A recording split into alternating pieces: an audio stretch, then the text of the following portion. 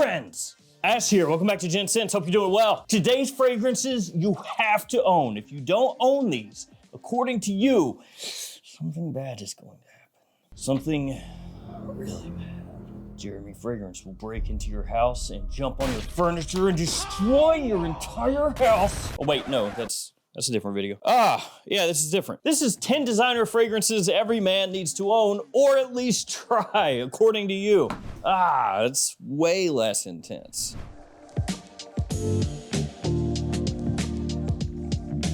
So these are ones that, according to my subscribers, everybody needs to know about. I actually had that question asked on the community tab of the YouTube channel. Shout out to everybody that left their answers and upvoted other people's. If you want to be featured in a future video, check out the community tab. There's usually a question up there where you can leave a fragrance answer. Let's jump straight into it. The first fragrance that you need to know about, and really this one you probably should own. This one comes to us from ACCTML 8071. Or is that an I? I think it's an L, lowercase. He says, Dolce & Gabbana's The One Eau de Parfum, the ultimate intimate date night fragrance. That's right, ultimate and intimate. It's both those things. I do love The One Eau de Parfum, so I'm not gonna argue with this one. I think it's a fantastic smelling fragrance. It is, in my opinion, one of the best date night fragrances ever made. Smells fantastic off the top, and as it dries down, it's got this great, warm, spicy, sweet tobacco that just always works in fall and winter time. And if this had never been released, like this didn't exist, and it came out this year, 2024, heading into 2025, and you smelled that, it would smell brand new. It wouldn't smell dated at all. So we're starting off on a good foot. And also I'm gonna be doing a giveaway since we are around the holiday season. So I've got a couple fragrances right here that I'm gonna give away in today's video. We'll go over that a little bit later on. They are completely random, by the way. I've got a lot of stuff that I've set aside to give away, stuff that I've been picking up throughout the year, and I'm kind of just divvying it out amongst different videos. So yeah, it's my great plan. Trying to give stuff away, but then I'm like, well, I don't know, I'll just grab these two. By the way, don't know if I said this, all the fragrances in today's video are linked in the description. Feel free to check them out down there. And the next fragrance comes to us from Simon Clond, 9417. Simon Clond, maybe that. He says, Prodalome. That's all I said. It's just a man of few words. He's very mysterious. And this is a fragrance that is most well known as being an office safe fragrance, a good work fragrance. And that's because it's classy, but at the same time has a little casual edge to it. So it doesn't come across overly formal, but it's very clean, elegant, a little bit soapy, has an iris note in there that's quite prominent, and it's easy to wear. You know, just one of those appealing, everyday type of scents. You could make this easily your signature work scent and you would smell absolutely amazing. It's good pretty much spring through fall, in my opinion. During winter, I'd probably go like Prodalome Intense if I wanted to wear something from the same line. And I'll say there were actually a bunch of Prada fragrances that you guys brought up. Luna Rossa Carbon, this one, Prodalome, Luna Rossa Black. I just didn't want to turn this into nothing but like a Prada list, but Prada got a lot of love. And I want to take this moment once again to shame Prada and tell them, can we get some more Prodalome fragrances, please? Did I shame them good enough? Do you think they'll listen with that? Probably not. So I wasn't really shaming them. You're disgusting, Prada. You need to give us more Prodalome. What are you doing? Enough Luna Rossa Ocean, bro. Let's see. Next we have Constellar 28, who says, Terre d'Hermes is a masterpiece. Though it's not everyone's cup of tea, nobody can deny the quality and artistry behind it. I can tell you haven't been on the internet long enough. Nobody can deny the quality and artistry. You haven't seen the fragrance world. Guarantee there's gonna be like somebody who goes, actually, Terre d'Hermes quality is garbage. It gives me a headache. There is no artistry. It sucks. But that won't be me. I'm not gonna be the one saying that because I like Terre d'Hermes. I like it a lot. I also like most all the flankers that came out after this one. And in fact, I'm gonna smell it right now. Just for the record, Constellar 28, I'm on your side. It is fantastic. Maybe it should be more animated than that. It's fantastic. It's a nice vetiver fragrance, woodsy, you know, slight earthiness to it as well. It has a flinty note in there in the mid. Also a bit of dirty orange off the top. Another one really gentlemanly, classy, sexy. Great, great, great release. But as you did point out, not everyone's cup of tea. If vetiver is not to your liking, it may not be for you. Let's go on to something that is for just about everybody. And this one comes from Siage Saint, quite a name, who says, Bleu de Chanel Parfum, the GOAT of blue fragrances. This is another good one. The strip comes back out. Yeah, Bleu de Chanel Parfum slaps. Really, really good. It is expensive because it's a Chanel and it's a Parfum.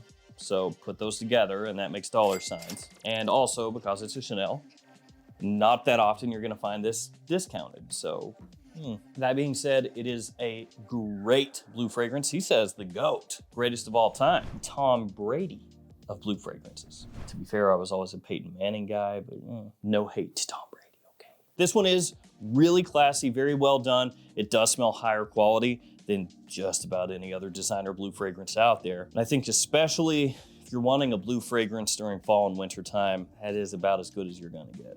Darn good. Next one comes to us from Toby Farms, and he has a cheapie, an extreme cheapie, one of the cheapest cheapies that could ever cheap, which reminds me, if you want fragrances cheaper than the already cheap prices at the cheap discounters, here are some codes you can use to your cheap heart's desire to really cheap out. Be aware the JOMASHOP codes only work within the app, and then there's also Fragflex, Max Aroma, the Perfume Box, and more, so you can use those codes to save money at any of those fragrance websites. Back to the fragrance though, he says everybody should at least try Encre Noir. Just for the simplicity of the bottle, the difference in scent profile compared to anything else out there, and the price, it checks all of the boxes. Yes, indeed, the bottle is simple, but nice. Different scent profile compared to most anything else out there.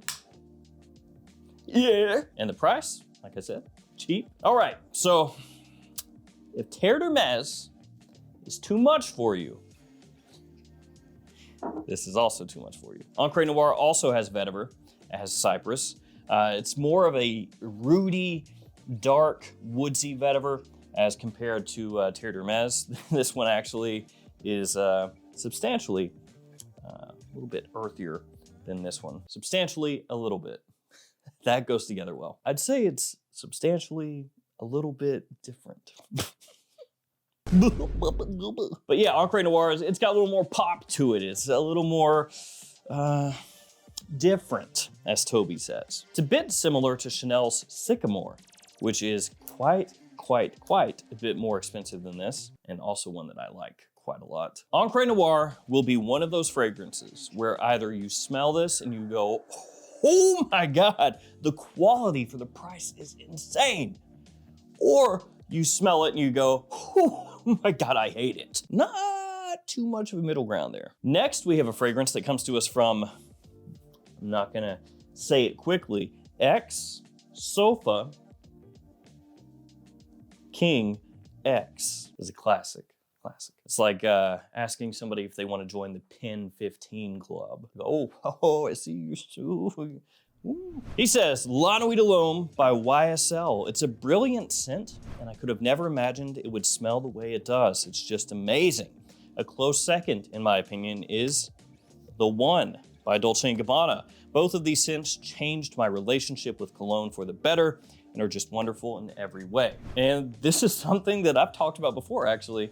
These two fragrances are kind of like linked in my mind together. They don't smell the same, but La Nuit de l'Homme and The One are fragrances that, to me, in the designer realm, are some of the best date night fragrances ever. They're both really sexy. They have a great sweetness to them. They're very appealing, big compliment pullers. Both of them not monsters in terms of performance, so they have that in similar, or in common. They have that in similar. Whoa, today is not my day. The cardamom in there, amazing, fantastic smelling off the top. Just a really appealing opening where that warm spice captures your attention right away, and even as it dries down and continues smelling fantastic. Dezonza 035 says, Gucci Intense Oud, because it's the best Gucci fragrance from a normal line, in my opinion. Super long lasting, even with new batches, and every time I wear it, I got at least one compliment. So I think everybody should try it at least.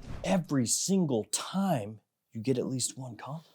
That's a lot of compliments. Unless you've only ever worn the fragrance once and your mom was the compliment. But I don't think that's what he's saying, I think. So Gucci Intense Oud, this is a fragrance that probably a lot of people who aren't heavily into fragrances have never heard of. Because when it comes to Gucci, most of the time people are like Gucci guilty, right?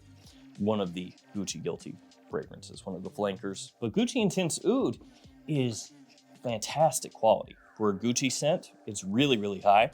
At discounters, probably like 115 bucks for this one. That's what I would guess it's at right now, 100 to 115, something like that. And it's actually been compared to the smell of Nascimado's Black Afgano. So kind of like a designer take on that fragrance. It's another one that's kind of dark overall, which you would expect. It's called Intense Oud. It does have this darker presentation style, but there's this bit of like slight smoky resinous sweetness that goes through, makes it a little easier to wear. Definitely cool weather. That's when you want to wear that. That's not something you're gonna bust out in spring or summer, fall, winter, especially during the evening. Let's do the next one, then we'll do the giveaway in the last two fragrances. So this comes to us from Chris Shio 86. Maybe I pronounced that correctly. If not, I'm sorry. He says, Tom Ford Tobacco Vanille. It was really the first big fragrance that kicked off the use of some sort of sweet tobacco or pipe tobacco. Without it, we may not have some of the best fall and winter fragrances out there today. And then he gives us a bonus one and says, which brings me to another absolute must know, and that is Spice Bomb Extreme from Viktor and Rolf. This is a great example of where another sweet tobacco vanilla spicy combo comes into play. Definitely took a play from the Tobacco Vanille playbook, made it easier to wear and more mass appealing. Yeah, both of these right here, fall and wintertime staples, right? Tobacco Vanille, Spice Bomb Extreme, gotta know these. Tobacco Vanille is one of those ones, if you haven't smelled it for a while, like a long while, then you come back to it, kind of punches you in the nose. Very spicy, sweet, kind of a holiday type scent profile to it. And then Spice Bomb Extreme, really, really well known. Beast kind of fragrance, lasts a long time, projects heavily. Has a great black vanilla note in there that helps take a little bit of the edge off of the spice when you first spray that on. I actually find Spice Bomb Extreme, personally, a little bit easier to wear than the original Spice Bomb, just because of that pumped up bit of sweetness in there. As it dries down, takes, like I said, a little edge off the spice. All right, giveaway. Let's go ahead and do that. So in this video, we'll do these two fragrances right here. So this one, I know, it's nothing to do with the fragrances we're talking about, but this one is from Issey Miyake, and it's L'Eau d'Issey Vetiver, which I guess, to be fair, we do have a couple vetiver fragrances in here, but this is a more wearable vetiver. It's clean, it's fresh, it's easygoing, nice woodsy fragrance that you can wear just about any time. And then this is Carlage Shiaka Blue, which has top notes on the back here of aromatic, citrus, and green. But this is a blue fragrance type of scent, which some people have drawn comparisons to some of the other popular blue fragrances out there. More commonly, Bleu de Chanel is the one that it gets compared to, but a lot of other people will say it's kind of doing its own thing. But those two I will give away in today's video, package them up and send them out to whoever wins, and probably throw in some other samples or something with them. If you want to be entered in the giveaway, you just have to be subscribed to the channel, like the video, and leave a comment below. In the comment, just let me know what you think is a must-try fragrance. It can be one of these, it can be something completely unrelated, and in a couple weeks, I'll pick a winner with random comment picker. If you are the winner, I will post it up on the community tab of the YouTube channel, and then you can just reach out to me with your shipping information, and I'll pack it up and send it to you. All right, next fragrance from Nico764, who says, Beau de Jour, another Tom Ford, a modern take on a classic men's fragrance. It tells you everything about how a man should smell, past and present. I got this when it was a private blend fragrance, which is why it's in this bottle. But nowadays, if you buy this, it's gonna be in the Signature Collection bottle. And it's also cheaper now, so yay. I always like that when you buy a fragrance and you're like, oh, that's really good. And then they re-release it later and just make it way cheaper. Like, oh, that's great. I guess I can say, but mine is a collector's edition now. It's harder to find. That's called cope. But yeah, Beau de Jour, oof, super masculine. Very, very classy. Definitely has a throwback feel to it. It's got lavender, rosemary, oak moss, has that aromatic fougere feel to it, and could remind you of a higher end take on Davidoff's Zeno, which is way, way, way cheaper. But if you got the money, get this one. Last but not least, we have Hashim Hindawi 6112, who says, Costume National Homme Parfum. This is a masterclass in balancing sophistication, sensuality, and boldness in a way that feels effortlessly chic. Designed for the modern man who values elegance without pretension, this scent is both distinctive and widely appealing. Did you use AI to write that comment? It sounds like the brand itself. It effortlessly balances sophistication, sensuality, and boldness. Blah, blah, blah, blah, blah. Gotta say though, you did a pretty good job hyping that up. I want it and I already own it. This does smell fantastic to me though, I will say that much. I think it would appeal more to a more specific crowd than some of the others, but for those who enjoy this, it's gonna be just a smash hit. When you first spray it on, really unique against most of the other popular things out there. It's kind of a lightly candied, spiced fruit accord. That's what hits me first. Good amount of cardamom and cinnamon in there. A little bit of citrus as well, patchouli as it dries down. Also a good amount of sandalwood and kind of an ambery warmth to it as well. Really good performance. It does smell distinctive. It has elegance with no pretension, and absolutely something that during fall and winter will set you apart because there are not too many people wearing that one. And if you can get your hands on it, you should. All right, guys, there we go. There is your lineup. These are the fragrances that I'm giving to one of you. Thank you for hanging with me. Remember to leave that comment down there if you want to be entered for that. Stay safe out there. I'll see you tomorrow with another fragrance video. See you guys.